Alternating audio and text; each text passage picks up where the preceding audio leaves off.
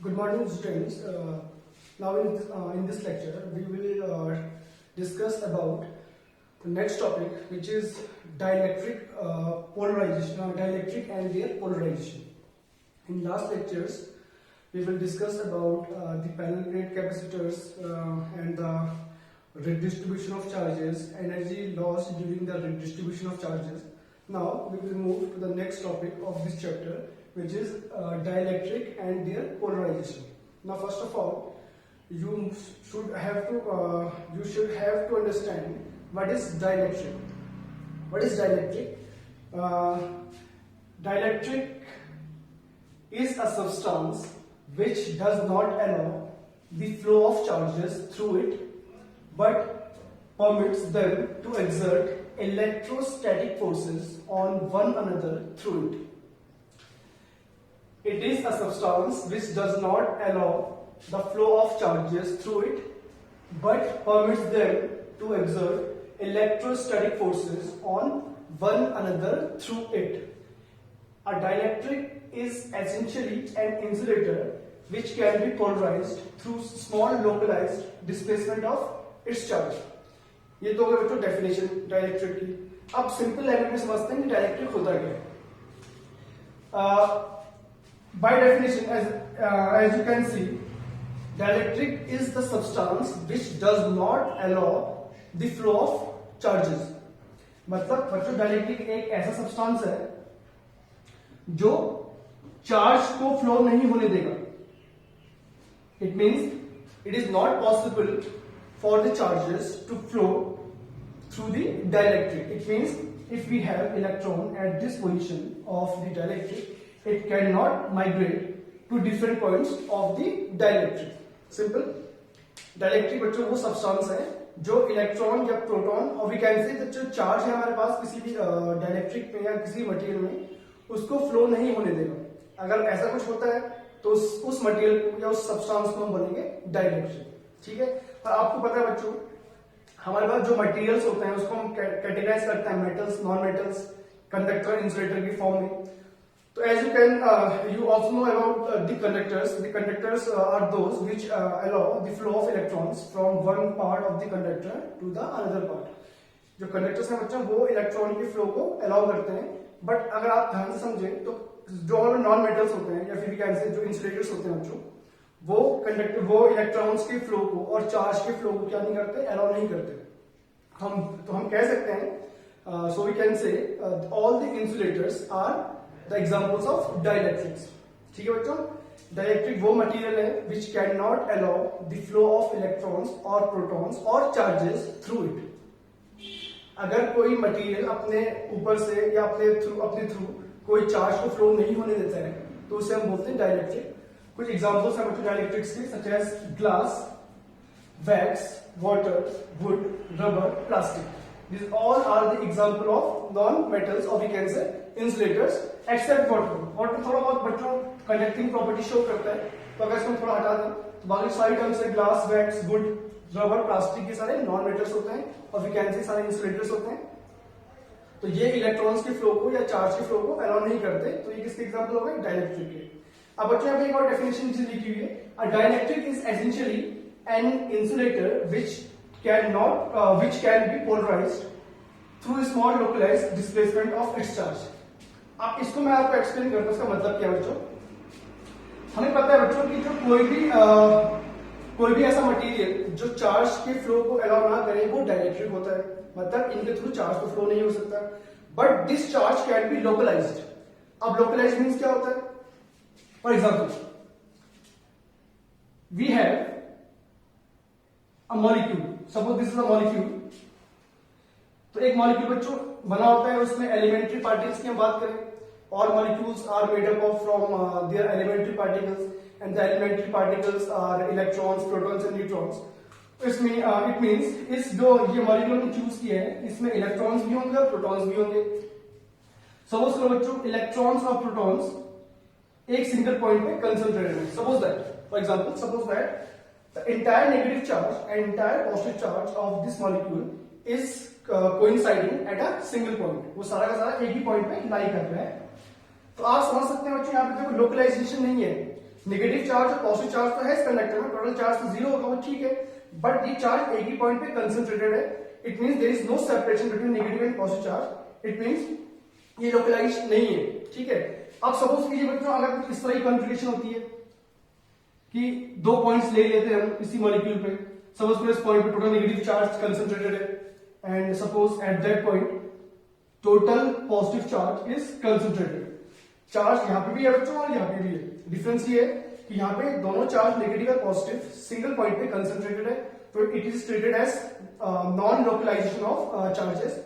और यहाँ पे आप देख सकते हैं नेगेटिव चार्ज और पॉजिटिव चार्ज पहले की तरह है, but there is a separation between these two charges. It means it can be localized. It is known as the localization of charge within the molecule. तो अगर कोई molecule के अंदर नेगेटिव और पॉजिटिव चार्ज सिंगल पॉइंट पे concentrated ना होके different point पे शिफ्ट हो जाते हैं, तो उसे हम बोलते हैं बच्चों लोकलाइजेशन ऑफ चार्जेस. आपको समझ में आ रहा है बच्चों मैं क्या बोल रहा हूँ? लोकलाइजेशन ऑफ चार्जेस मींस केवल ये होता है कि जब एक मॉलिक्यूल पे नेगेटिव चार्ज और पॉजिटिव चार्ज डिफरेंट पॉइंट पे कंसंट्रेटेड होंगे, तो उसे हम बोलते हैं लोकलाइजेशन ऑफ चार्जेस. और अगर वो सपोज को सिंगल पॉइंट पे कंसंट्रेटेड है, तो it means it is non localization of their charges. तो आई होप आपको ये टॉपिक ये समझ में आया हो कि डाइलेक्ट्रिक क्या होता है. डाइलेक्ट्रिक इंसुलेटर होता है, ये चार्ज के फ्लो को अलाउ नहीं करता, बट इस डाइलेक्ट्रिक में जो चार्ज है वो बच्चों वो लोकलाइज हो सकता है. मूव तो नहीं कर रहा है चार्ज, बस लोकलाइज हुआ है एक ही मॉलिक्यूल से उसी के डिफरेंट पॉइंट्स पर शिफ्ट हो गया है. ऐसा हो सकता है. This is called localization. It is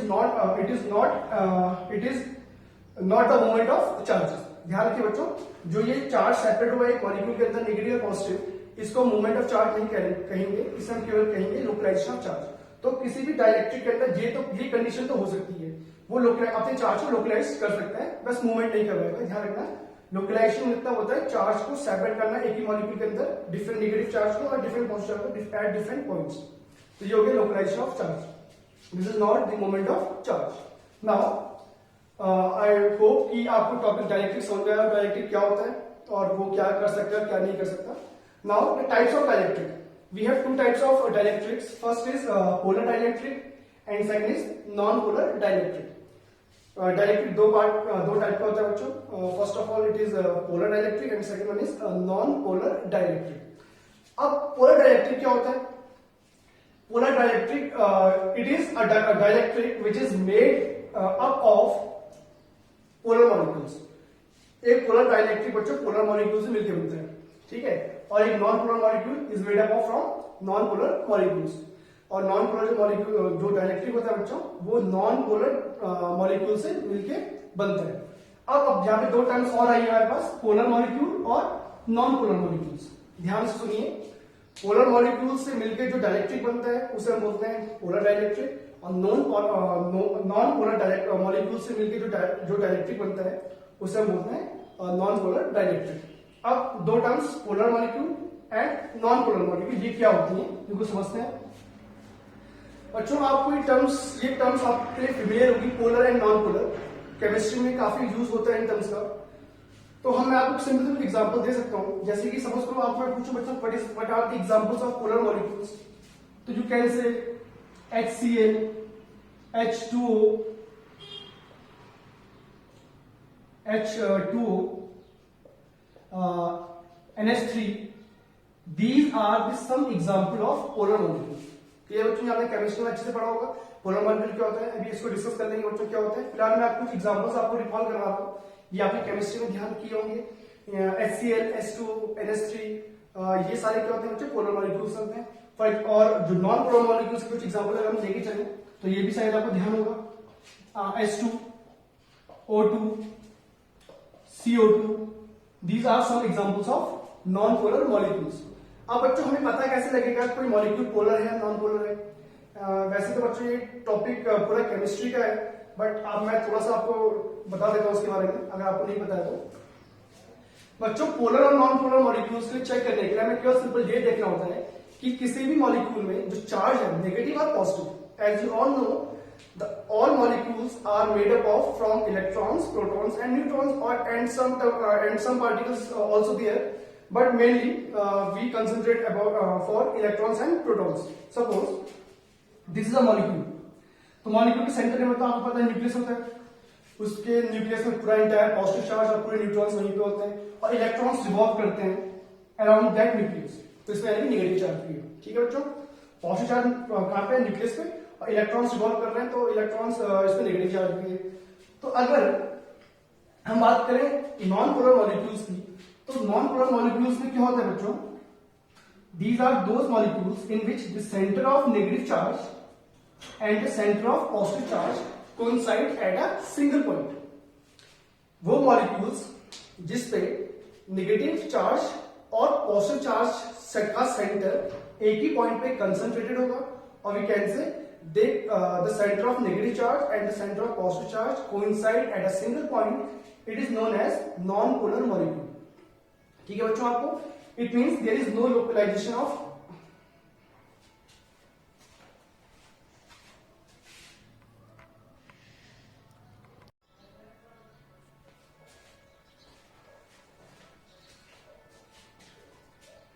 centre of negative charge और सेंटर ऑफ पॉजिटिव चार्ज बच्चों अगर एक ही पॉइंट पे कंसंट्रेटेड होता है किसी मॉलिक्यूल के, तो उसे हम बोलते हैं बच्चों non polar molecule.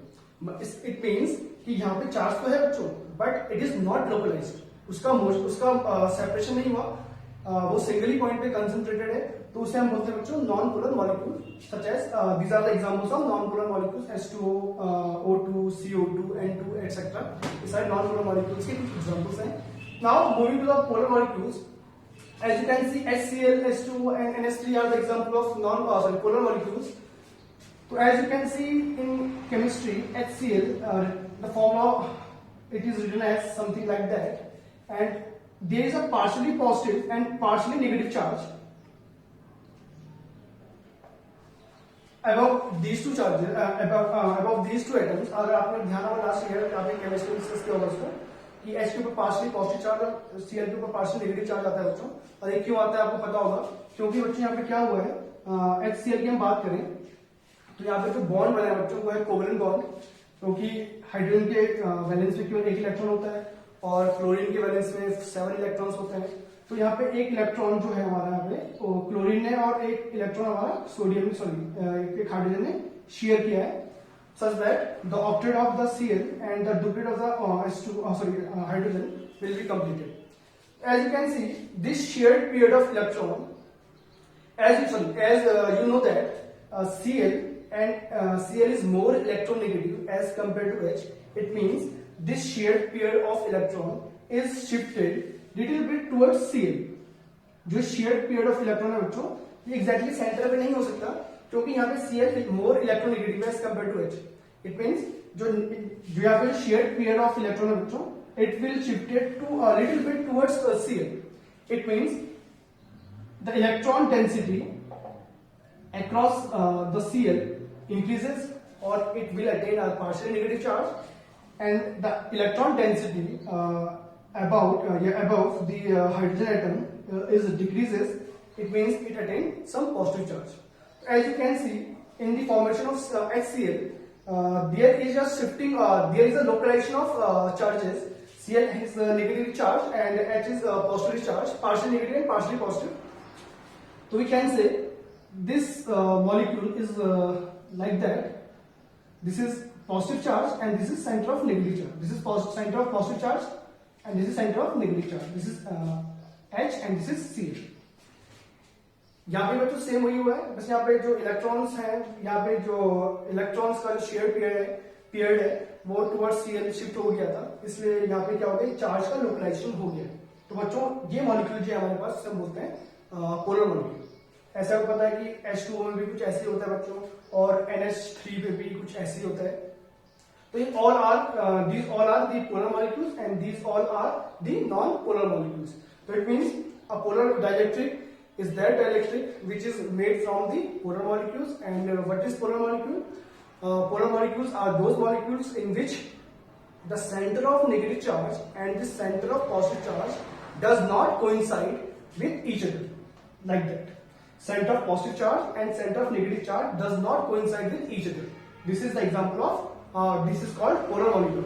Whereas non-polar molecule, what is non-polar molecule? It is that molecule in which the center of positive charge and the center of negative charge coincide at a single point। It means there is no localization of electrons or charges in non-polar molecules, and there is a localization of charges in polar molecules. Hence we can say non-polar molecules are the example of non-localization of charges, and polar dielectric is an example of polarization of charges. Now moving to the next topic,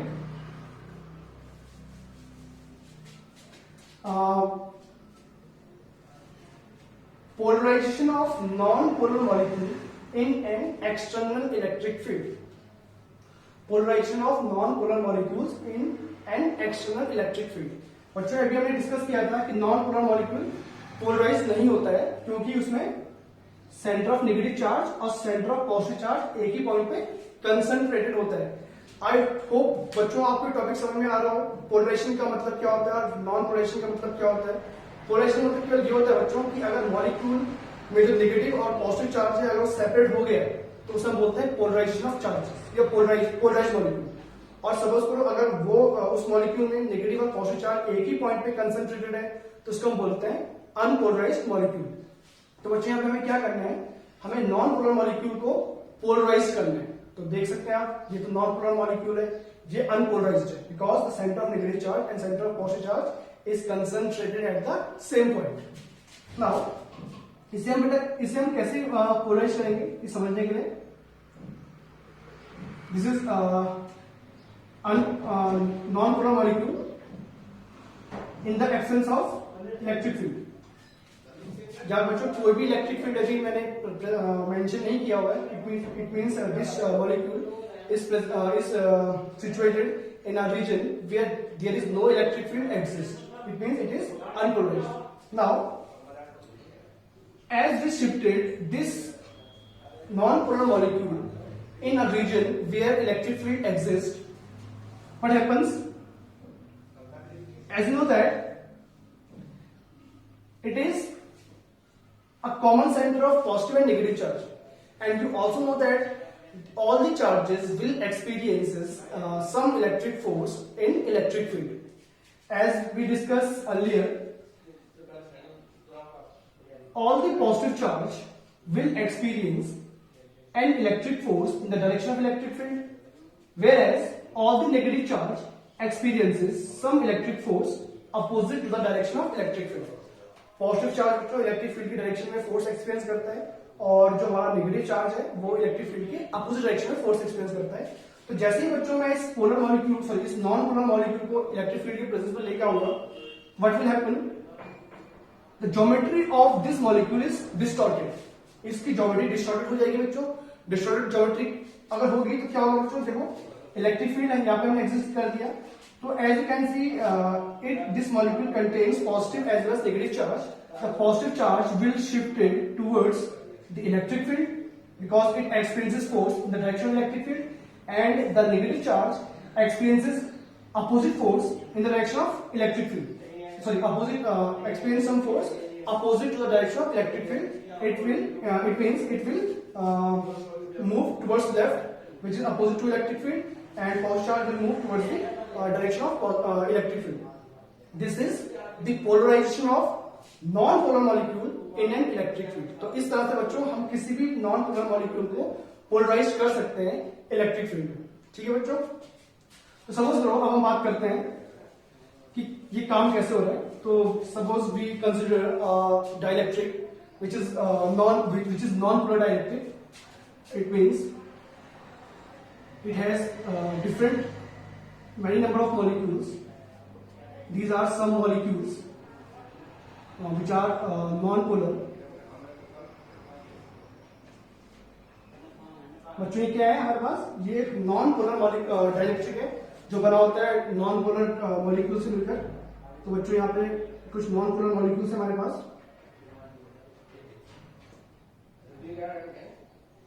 तो जैसे बच्चों ये अभी इन the absence of electric field, in the absence of electric field it means electric field applied is zero. यहाँ पे कोई electric field नहीं है.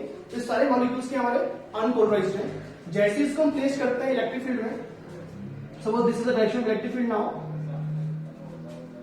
there is shifting of charges takes place within the dielectrics. and the geometry of these molecules will be distorted.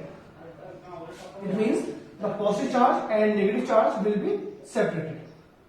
The positive charge will shift towards the direction of electric field and negative charge will shift opposite to the direction of electric field. As you can see, there is the shifting occur in the process. In this process, we can see or we can say there is the polarization of dielectric has been taken place. यहाँ पे बच्चों कोई polarisation नहीं हुआ था. जैसे हम electric field लेके शिफ्टिंग ऑफ इलेक्ट्रॉन्स और प्रोटॉन, पॉजिटिव चार्ज और नेगेटिव चार्ज की शिफ्टिंग हुई, चार्ज सेपरेट हो गए, और अगर चार्ज सेपरेट हो गए हैं तो ये क्या हो गया बच्चों, ये पोलराइज हो गया. This is in the presence of electric field, this is in the absence of electric field. I hope ये टॉपिक आपको समझ में आया हो. Now moving to the next topic, polarization of polar molecules in an electric field. Polarization of polar dielectric करते हैं बच्चों से, polar dielectric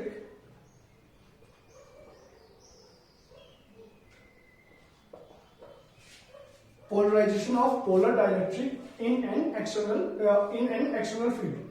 तो बच्चों जैसे कि मैंने आपको बताया था कि पोलर मॉलिक्यूल्स होते हैं बच्चों, वो पोलराइज होते हैं, मतलब उसमें नेगेटिव और पॉजिटिव चार्ज सेपरेटेड होते हैं. तो अब हम क्या कर रहे हैं बच्चों, इसी पोलर डाइलेक्ट्रिक को फिर से पोलराइज कर रहे हैं. इसका मतलब क्या होगा, कोई मतलब तो इसका वही नहीं.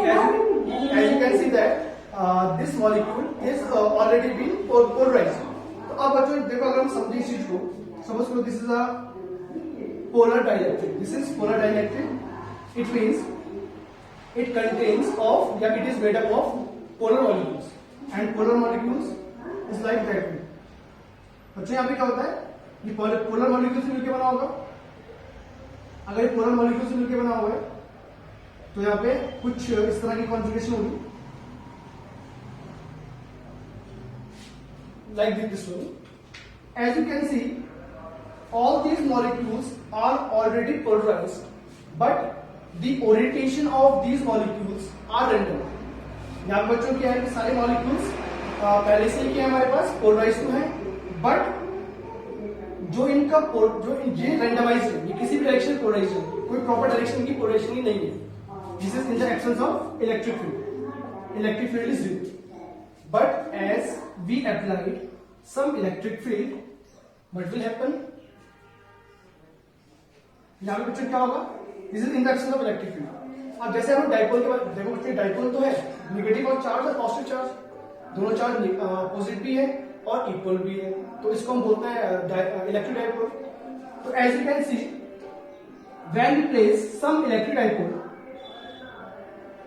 इन an electric field, it experiences torque.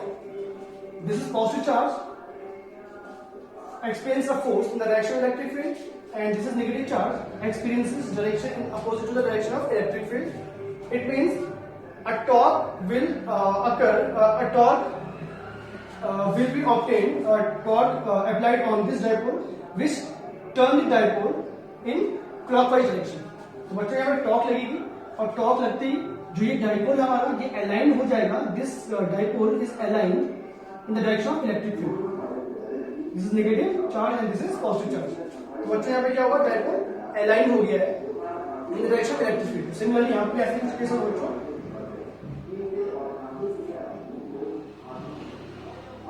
ये सारे जो हमारे पास पोलर मॉलिक्यूल्स हैं, पहले ये रैंडमाइज थे, इनका जो डाइपोल मोमेंट था वो रैंडमाइज था.